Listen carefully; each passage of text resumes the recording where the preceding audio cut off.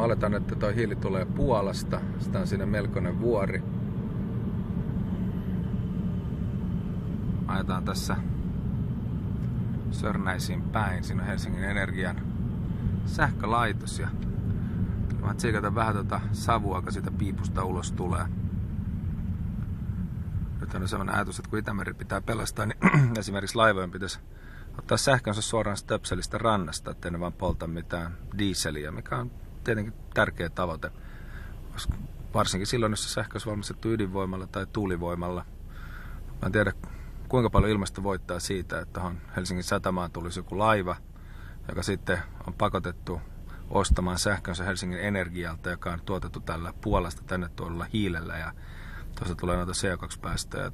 Mun toinen maallikkoarvioni olisi kyllä se, että hyvin vähän rikkipitoinen diesel voisi olla ympäristölle, terveydelle, Itämerelle, ylipäätään ekologisesti paljon kestävämpi vaihtoehto.